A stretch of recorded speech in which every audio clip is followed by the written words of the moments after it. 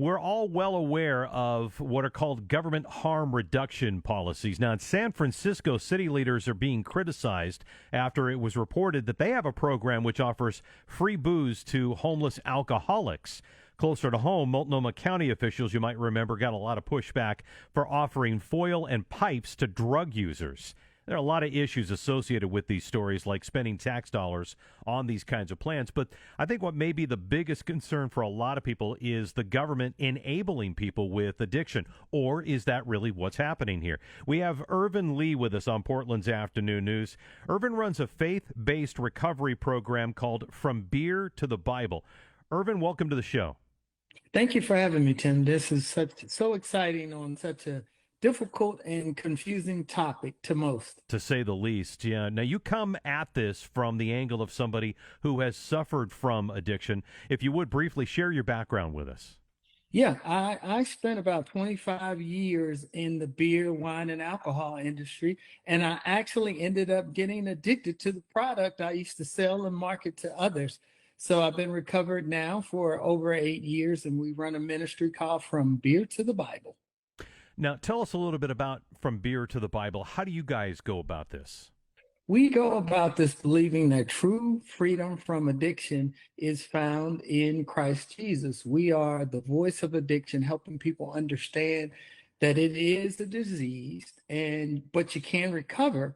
And also, we are the conduit to get people treatment and the help that they need to all of the resources out there. Because if you really want to be sober and free from addiction, there are resources that are available that cost you no money. So with all of that in mind, give us your reaction to this harm reduction policy, specifically in San Francisco, where they're giving alcohol to homeless alcoholics, and also here in Portland, where drug addicts were getting foil and pipes from the county. Well, what we're doing is we are literally helping people to commit suicide through addiction. That's what we're doing. We are only making a situation that is dire and people who are in despair, we are allowing them to continue to go down the path of self-destruction that ultimately will and can end in death. This is Portland's Afternoon News. We're talking to addiction expert Ervin Lee about government harm reduction policies for homeless people with addiction problems, and they're certainly controversial. Ervin, there are health experts who stand behind these policies, and they insist that giving somebody alcohol or drug paraphernalia prevents deaths, for example. Does that make any sense to you at all? That, as a recovered addict myself, that makes no sense. And I'm speaking from the position of experience. Why would you ever give someone the substance that is literally destroying and killing them? If I would have kept drinking, I would not be here with you now, Tim.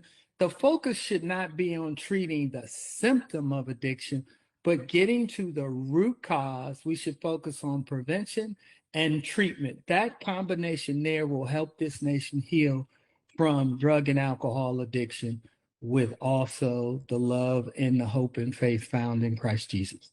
So when you talk about treatment, talk about the most successful treatments that you've seen through your program. What has been the most effective way to get addicts recovered? One, to get them medically detoxed, and then from the medical detox to go anywhere from 30 days inpatient to a year inpatient. It just depends on how far down the spectrum they've gone.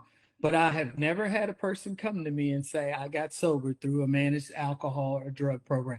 Never. And I've been doing this since 6/2017. Never once. If anything, it does them harm, and it encourages them to stay in their addiction much longer. Interesting. Now, the program that I described in San Francisco and what I told you about here in the Portland area, have you seen things like that elsewhere in the country? Yeah, and when I first started to hear about it, what I realized is that we, meaning the people who are free from addiction, we're asleep at the wheel, because they are passing these kind of laws and programs, and increasingly more counties and cities across America. And this should be national news, and we should all be outraged that we are actually creating and helping people stay in addiction that not only destroys them, but it destroys families for generations, and it destroys our cities. Do you see any of this falling along racial lines? For example, are these programs more harmful to certain racial minorities than they might be to others? Well, the thing about addiction that we have to realize is it does not discriminate. It crosses all demographics. Doesn't matter if you have money, if you're poor. It just affects those who are predisposed to the disease of addiction, because it is a disease, and you are 60% of it, they estimate, is your genetics, right? Your genetics, you're exposed to it. And once you get the drugs and alcohol in your system, it takes you down a road. And not very many people, Tim, can recover by themselves. The large majority of people are going to need help, assistance, treatment, and a 12-step program, and to develop a new rhythm of living. All right. We have been talking to addiction expert Ervin Lee. Well, Ervin, we appreciate you sharing your take on this with us today. It's been good talking to you. Thank you for having me.